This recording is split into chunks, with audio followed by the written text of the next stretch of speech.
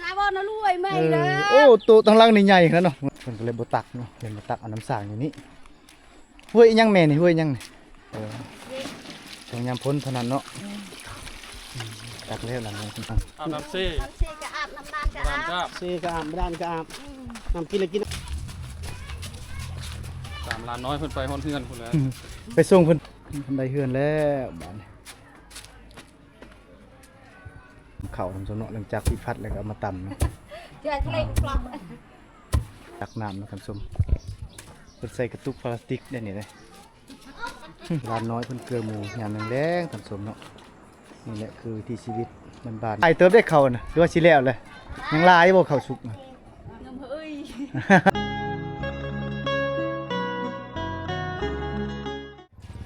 สบายดีท่านผู้ชมที่อยู่ทั้งในและต่างประเทศยินดีต้อนรับเข้าสู่ช่องวิถีชนเผ่าเนาะเป็นรายการโดยเบาแก้วซึ่งมื้อนี้เบาแก้วได้มาเดินทางฮอดหมู่บ้านคูณ4เมืองหนองแขวงสารเขตของพี่น้องชนเผ่ามังกรเนาะแต่บังเอิญเนาะได้เห็นร้านน้อยเพิ่นกำลังสิไปตักน้ำเนาะตอนนี้เพิ่นกำลังสิตักน้ำทางเบาแก้วก็เลยจะอยากฮู้คือกันว่าจุดที่ร้านน้อยเพิ่นไปตักกันตักอยู่ไสแท้เนาะและก็อยากเห็นวิถีชีวิตของร้านน้อยในยามแรงๆท่านผู้ชมเนาะเพิ่นได้เอาหมากน้ำเต้าเพิ่นสิไปตักเนาะตอนนี้เพิ่นกำลังเตรียมเครื่องอยู่เทิงเฮือนเนาะเตรียมเอาหมากน้ำเต้าสิลงไปตักน้ำพุ่นแหละอยู่นำสร้างหรือว่านำอกบ่อเพิ่นเนาะหมดบ้านนี่เขาเจ้าใส่จุดเดียวเลยท่านผู้ชมน่าแต่ประมาณนี้ดอกตามข้อมูลเบื้องต้นเขาว่าใส่ในน้ำบ่อเดียวเนาะจะมีน้ำเซก็ติดน้ำเซอยู่แต่เขาบ่ใส่เนาะเขาเจ้ามีแต่อาบน้ำน้ำเซแล้วเขาเจ้าจะตักไปกินกันเอาน้ำอกบ่อหรือว่าน้ำสร้างเนาะไปติดตามชมกันจะเป็นอะไรเนาะไปเบิ่งตอนต่อไปท่านผู้ชมไปกันเลยน้ำเนาะท่านผู้ชมเนาะนี่มีน้ำเต้าพร้อมจนไว้จนแซงพร้อมแซงไปเลยมุดเนี่ยแซงในไปเลยนะเอาผู้นึงเอามังน้ำเต้าผู้นึงเอากระตุกหลานน้อยเพิ่นเกียมไปตักน้ำเนาะท่านผู้ชมเนาะไปพอแล้วนายเลย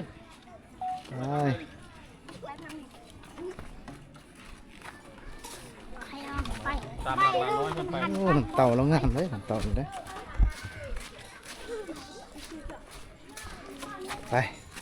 เดี๋ยวนี้เบาแก้วจะพาท่านผู้ชมไปหาเพิ่งผู้ชมอยู่ที่จุดกระเจ้าตักน้ำเนาะคือจุดน้ำสร้างท่านผู้ชมซึ่งเบาแก้วกับบุเคยได้ไปทาจะเขื่อนั่นเนาะครั้งแรกเลยที่มาเห็นเนาะ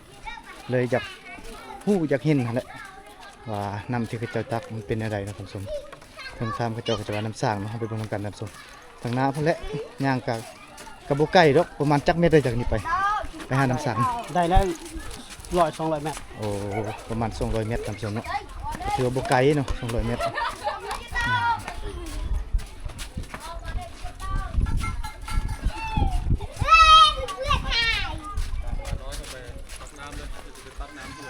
ดูทึกเลยโอ้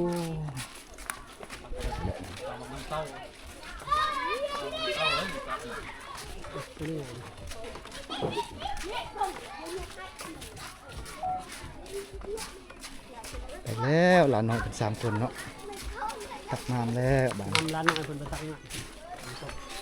คนเอาน้ำเต้าแล้วกระตุกคนนี้กระตุกมือน้ำเต้าคนนี้3ไอ้น้องได้เนี่ยเนาะ3ไอ้น้องคนตักน้ำแล้ว3ไอ้น้องคนสมัยนี้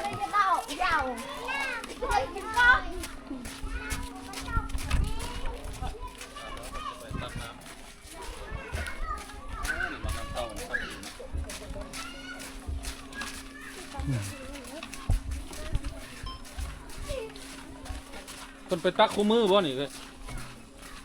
ตอนเช้าก็ไปตักบ่เช้าแรงเนาะตักเสาตักแรงเลย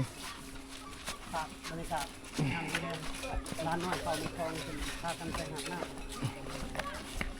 เอาไปไว้เนาะมาตักน้ำสร้างทำสมเนาะ3ไอ้น้องเขาได้หนิได้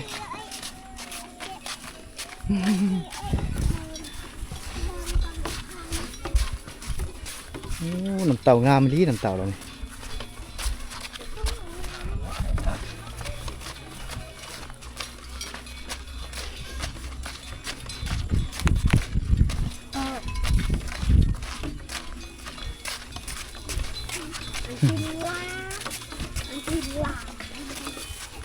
อ้ยตาย่านเพลงงอน มันแล่งัวแนมหนาแล้ววันนี้ งวนมันก็แนมเป็นระยะ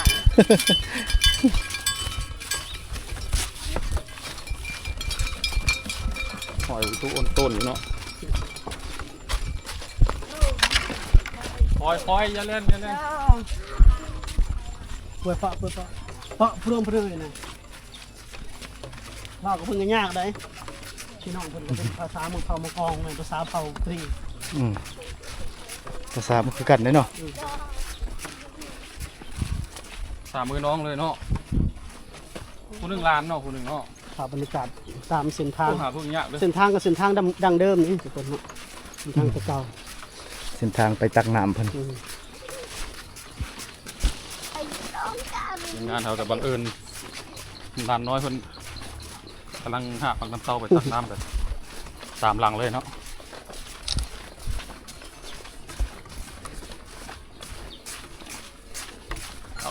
เอานั่นมาใส่ทางหน้านำหรืองามเนาะ ใจทรงเบื้อง เอาตัวนั้นมาใส่ทางหน้านำหรืองาม ๆบ่แล้วมันนั่นเด้ โอ้ตกเลยเกือบตกเลยโอ้ยังน้อยเดียวเนี่ยแตกปุ๊บเลยนะนี่ละน้อยเพิ่นนี่มีน้ำเต้าคือกันได้นี่เด้เนาะ นายว่าน่ะรวยไม่เด้อ โอ้ตัวทางล่างนี่ใหญ่ขนาดเนาะทางล่างนี่เนาะ นายว่าน่ะรวยไม่ที่ยุกเนี่ย โอ้ทางล่างเรานี่ใหญ่เลย โอ้เป็นเต่าน้องน้อยเป็นเชื่อง่ายเนาะ พอดีมาพอเพิ่นตัก ยากได้น้ำเผาเลย เพิ่นหามน้ำเมื่อเลยเนาะผมสำเนาะลานน้อยเพิ่น ไปไวแต่ล้านน้อยก็ได้ แล้วนะเด้ แล้วนักเลย โอ้วางน้ำเต้าใหญ่ขนาดเนาะ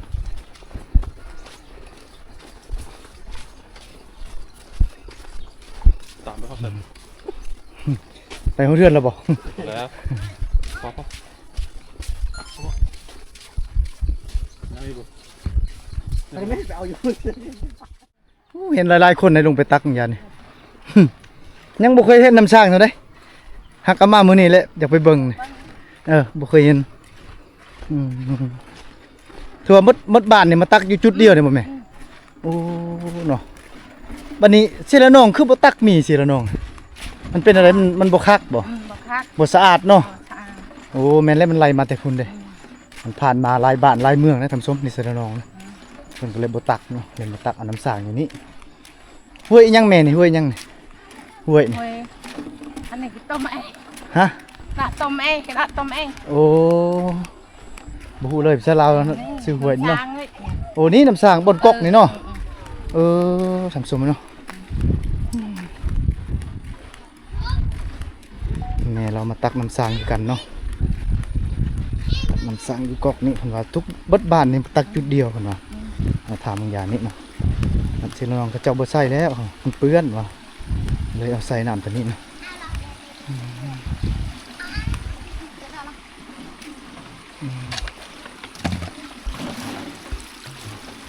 โอ้นี่จุดน้ำสร้างเนาะ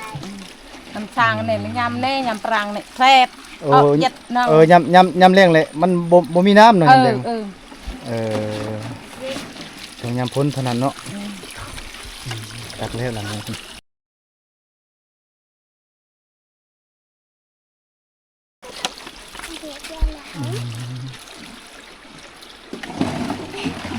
จุดน้ำสร้างกันเนาะ เด็กโอ้อยากมันป้า เจ้าหน้าคน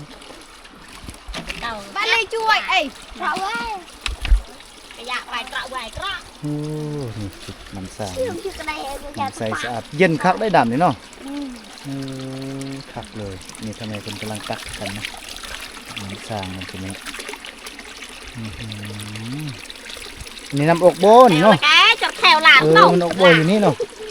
นี่ทำสมนะโอ้น้ำอกโบได้หนิเลยน้ำอกโบก็ตักทุกทีเลยสำเร็จเลยกระเทียมกลับมันเป็นตอนนี้เนาะ บ่ได้ต้มเลย มีแม่ กิ เป็น นเลย กินเลย โอ้ละลายคนสบานเป็นมาตักเป็นทุกคน บ่ได้ต้มเลยแบบว่า น้ำมันมาเทิงคู่คนบ่เนี่ยแบบน้ำลิ้นเนาะน้ำลิ้นมาเทิงคู่สามน้อยเนาะมากับแม่ด้วย เตรียมกลับแล้วได้แบบนี้เนาะหลังจากที่ตักน้ำตักในสำเร็จ ได้น้ำเต็มแล้วบ่ กลับท่านผู้ชมเนาะ เต็มหมดแล้วเนาะ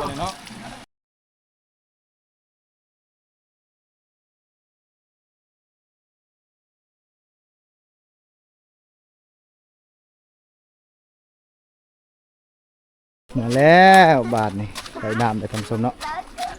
คอยไปพร้อมกัน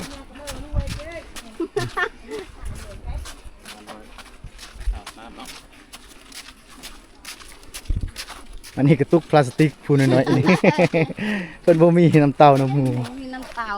บ่มีน้ำเต้าน้ำหมู ไปพร้อมกัน ถามหมูนะเด้อ 3 คนไปพร้อมกันคืองาม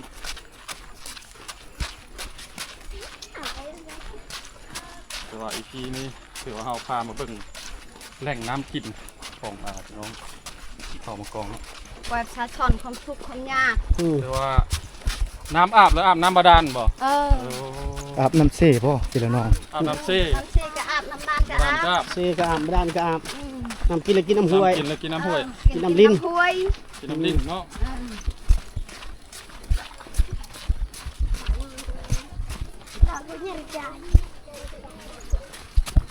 ตามวิถีชีวิตงามเลยเนาะ เฮาสิ เบิ่งหาชมยากเลย คือว่าเฮาสิตามน้องๆเพิ่นไปฮอดเฮือนบ่ ทาง เนาะ ยางนี่ก็เป็นทางเก่าทางเดิมข้างหน้าก็มีไม้เนาะไปหาบน้ำลานหน่อยในชนบทนี่สวยบ่ได้อยู่ล่าเนาะ บ่แลซอยครอบครัวได้ คนทางพุ่น ซอยพ่อซอยแม่เพิ่นได้อันนี้ใส่กระตุกอันนี้ใส่กระตุกอันนี้ ทางหน้าเลยบ่ทางหน้า โอ้หลานน้อยเพิ่นมาแล้วไปตักน้ำตรงๆเนาะ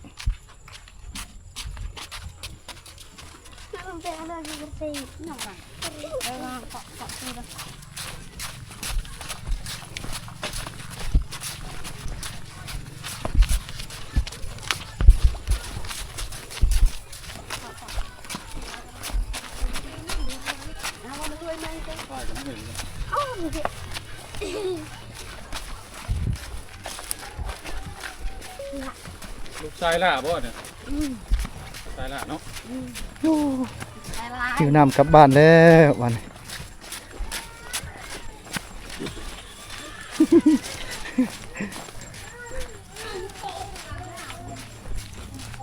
มีชีวิตงามแรง เนี่ยชนบทลาวกลางนี่เนาะชนบทลาวกลางเลยบ่แม่นลาวใต้เด้นี่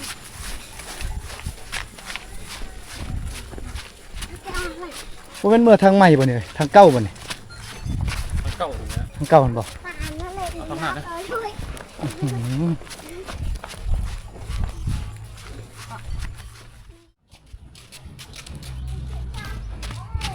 หาบต้นเสาต้นแรงนะท่านผู้ชมเนาะมันเป็นสิมีแต่น้ำแรงเนาะ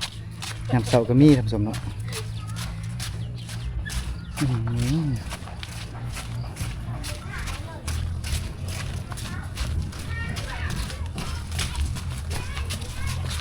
ตามลานน้อยเพิ่นไปฮอนเฮือนพุ่นแหล้ว ไปส่งเพิ่นถึงเรือนหมดแล้วไปส่งเพิ่นก่อน ต้องฮอนเฮือนเลย เพิ่นย่านหมดดอกไปส่งเพิ่นเรือนก่อน ย่าน เออ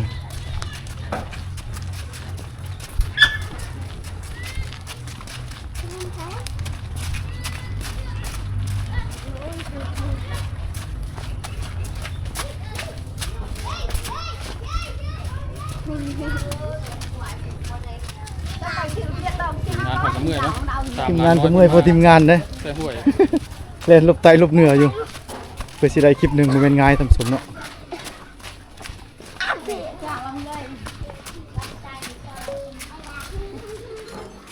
เดี๋ยวเนาะตอนนี้มาเทือนแล้วเด้อทันได้เฮือนแล้วบ้านนี้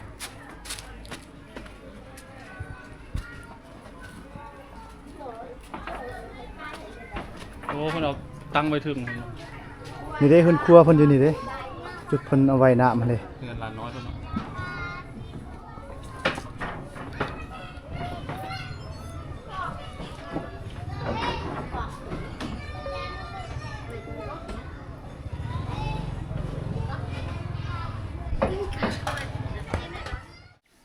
ไปส่งร้านน้อยเพิ่นฮอดเทือนเนาะ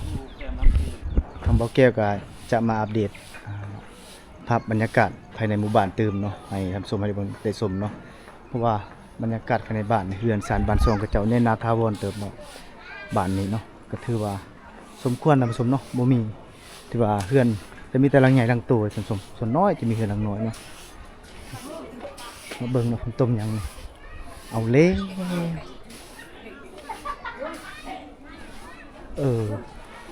ต้มยังนี่แม่เฒ่าต้มหน่อไม้บ่โอ้ต้มหน่อไม้เนาะต้มหน่อไม้ไหลท่านผู้ชมต้มหน่อไม้ไหลไปเคยได้ยินเสียงเขาเจ้าพัดเข้าอยู่ท่านผู้ชมเอาเบิ่งนำกันโอ้แม่นอีหลีนี่อยู่นี่เนาะ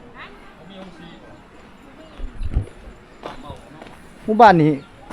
น่าจะบ่มีโรงสีแล้วเบิ่งไฟฟ้าก็มี มี คือว่าต่ำอยู่ ปาน โอ้ บางเฮือนก็มีบางเฮือนก็บ่มีเนาะ เป็นหลังบางหลังคาเด้ เฮาเพิ่นกำลังปัดเข้าเนาะยามเรื่องเฮือนเพิ่นยังบ่มีโรงสีแต่เฮือนอื่นน่ะก็มีแล้วหลายเฮือนเนาะแต่ว่าเฮือนเพิ่นยังบ่มีแต่ว่ามีไฟฟ้าแล้วได้บ้านนี่เนาะ เบิ่งหมูตัวบึกใหญ่เนาะนี่แหละตัวบึกใหญ่ดิ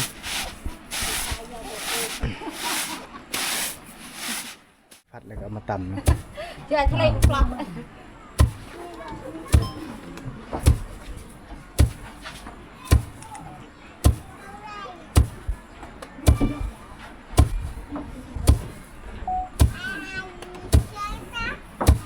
ือ มอได้มือใด อย่าไปจัง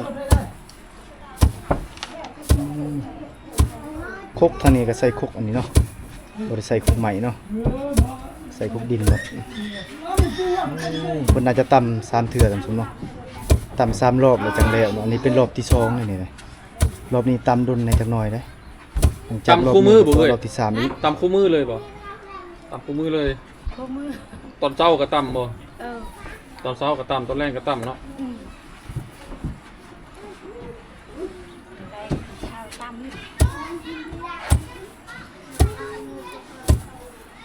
ตำอันนี้ไว้กินมื้ออื่นบ่นี่ตำอันนี้ cái mưa โอ้ตอนแรกนี่มีแล้วเนาะโอ้กินตอนแรกมีแล้วเพิ่นว่าเพิ่นตำนี่เอาไว้กินมื้ออื่นสม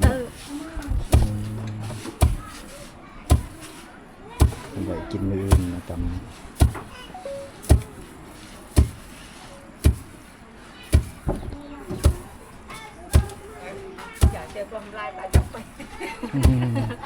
เพิ่นฟัดเทื่อหนึงเลยนะท่านผู้ชมเนาะฟัดเทื่อหนึงแล้วก็เอามาตำอีกเพิ่นตำไว้กินมื้ออื่นเนาะเพิ่นว่ามื้ออื่นเช้าแล้วก็ตำแล้วกินตอนแลงเนาะเพิ่นสิพัดโตท่านผู้ชมบัดนี้เนาะเพิ่นสิพัดโตนั่นนี่อันนี้เป็นคกที่2อันนี้คกที่1ตัวเพิ่นพัดเพิ่นเอาไว้ในนี้ไว้ในกระยังนี่ท่านผู้ชมเนาะไว้ในนี้แล้วนี่เพิ่นตำคกต่างหากอีกนี่เพิ่นกำลังตำเทื่อที่มิดได้ตัวนี้เพิ่นจะเอาไปพัดแล้วเอามาตำรอบ2เลยโดนกว่านี้ท่านผู้ชมเนาะรอบ3เลยถือว่าสำเร็จเลย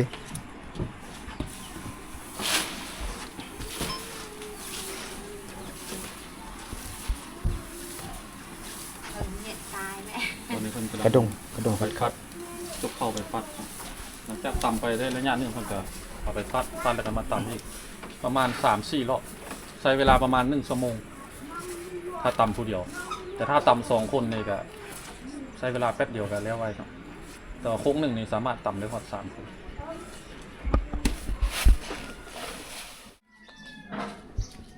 หลานน้อยเพิ่นมาแต่ตักน้ำนะครับส้มเพิ่นใส่กระตุกพลาสติกได้นี่เลย โอ้ตัวน้ำนี่ก็ไกลได้พี่น้องจากนี่เลยได้ประมาณ100ปลายเมตรเลย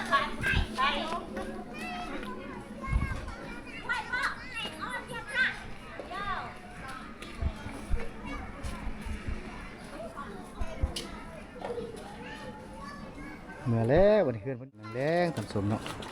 นี่แหละคือวิถีชีวิตบ้านๆในเขตชนบททางไกลโซกลีกจากตัวเมือง จุดินเลยหมู หมูเราตุ้ยดีเนาะ ตัวใหญ่เนาะ ใส่ยิง ร้านน้อยเพิ่น โอ้เกลือ ผู้จักเกลือเป็ดเกลือไก่เกลือหมูน่ะอยู่เฮือนก็ได้พ่อแม่เพิ่นน่าจะไปไห้และไปหุดข้าวตัวเราดูนี่เราดูหุดข้าวไห้ทำสมเนาะดูเก็บเกี่ยวข้าวไห้ก็เลยได้เกลือหมู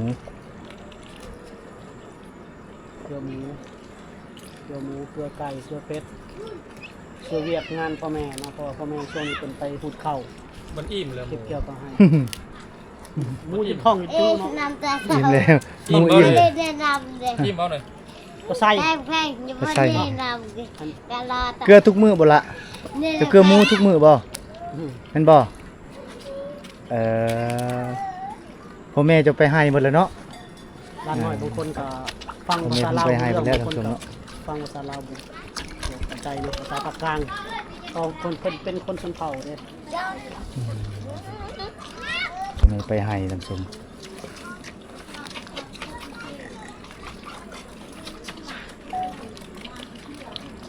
ข่าวบรรยากาศร้านน้อย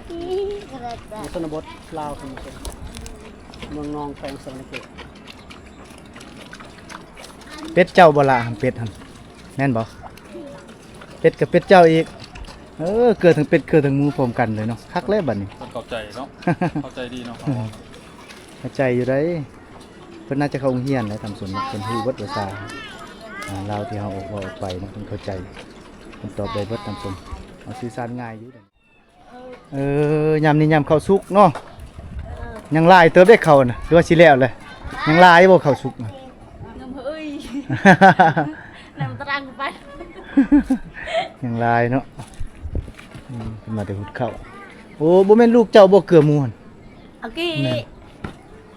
น้ำ โอ้น้องเจ้า เออนี่ลูกอันนี้ โอ้น้องเราน้องเกลือหมูสมๆเนาะเรามาแต่ให้มาแต่หุดข้าวไก่บ่ให้เจ้าครับไก่บ่ออกจากนี้ไป